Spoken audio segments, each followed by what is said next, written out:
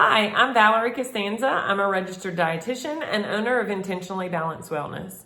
I help women suffering from autoimmune diseases and other life-altering symptoms regain their balance, restore their health, and reclaim their life through functional nutrition and holistic approaches. Okay, on with today's lesson. I want to talk to you about insomnia and anxiety and the racing mind in the middle of the night, and that makes you push snooze over and over again. So has this ever happened to you? You realize how important being prepared for the day is, having good meals, eating well, because you have realized that you have some symptoms and maybe diet is going to change that.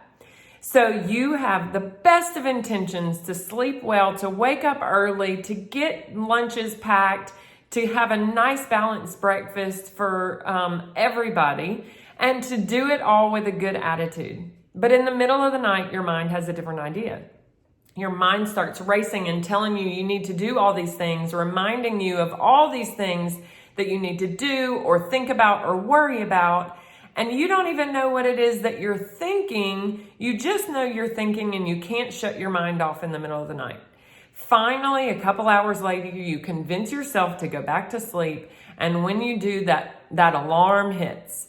So you just keep hitting snooze until you can't hit it anymore. And then your time is wasted. You don't have any more time to make the lunches. You don't have time to pack that good to make that good balanced breakfast. And you do it all. You resign yourself to a bar, a hot coffee as you yell at the kids to get out the door. Does that sound familiar? It's very, very familiar for a lot of us. And you're not alone. It's very common. Don't beat yourself up. So what I do to help my clients is I help them with functional nutrition. I attack these problems with functional nutrition. Functional nutrition is a way of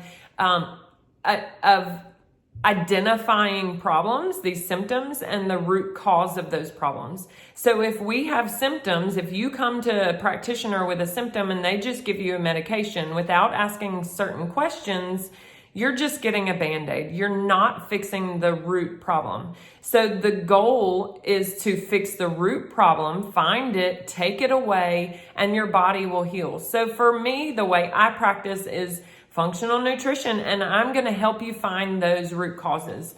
For anxiety and for sleeplessness and fatigue, there can be a whole lot of root causes, but one is not getting enough sleep. And so that can cause anxiety and lack of energy or fatigue. So what I'm going to talk to you today is 5 tips on managing insomnia and anxiety.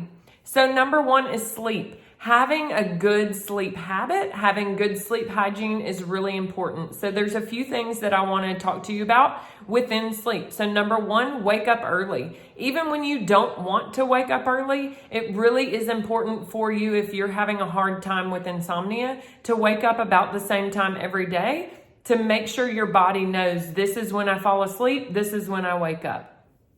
Having a good sleep rhythm. Number 2, get outside and watch the sunrise. You can even watch the sunset, but when you're getting up and seeing that sunrise, it's retraining your circadian rhythm to know when sleep starts and when wake starts. Moving during the day is really important. If you are sitting still all day long, you're not getting the energy out that your body needs to get rid of. So you're not going to be ready for sleep.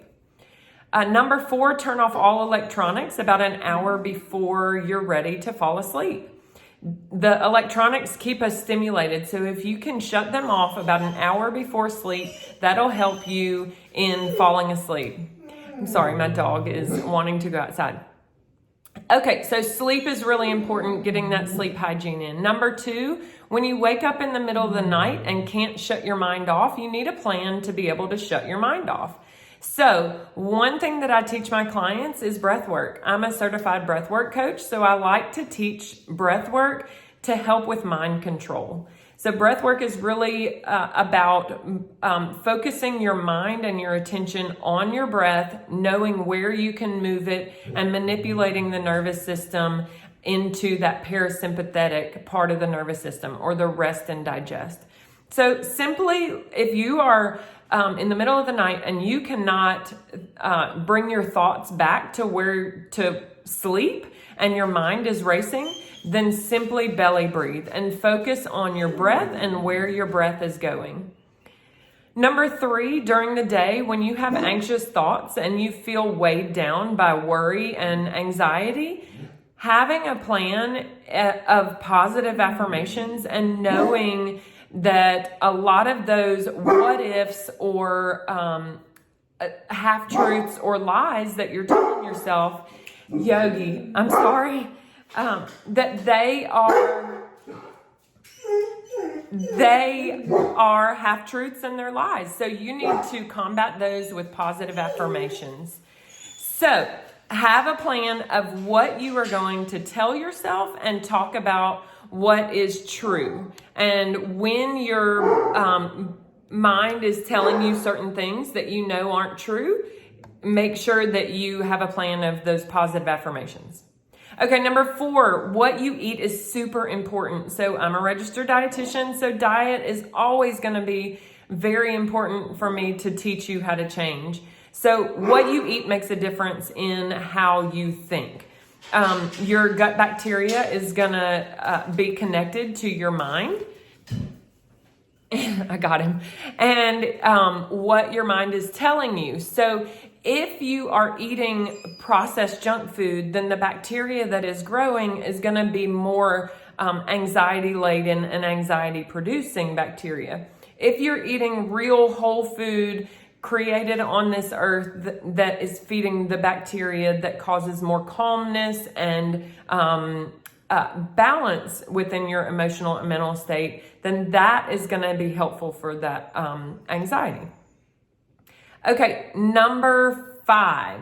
So we talked about sleep, we talked about breath work, we talked about positive affirmations, we talked about your diet, and number 5 is caffeine. If you are a caffeine drinker, then you could be getting a double whammy. 1, caffeine could be a trigger for you, just an anxiety trigger immediately, and 2, it could be too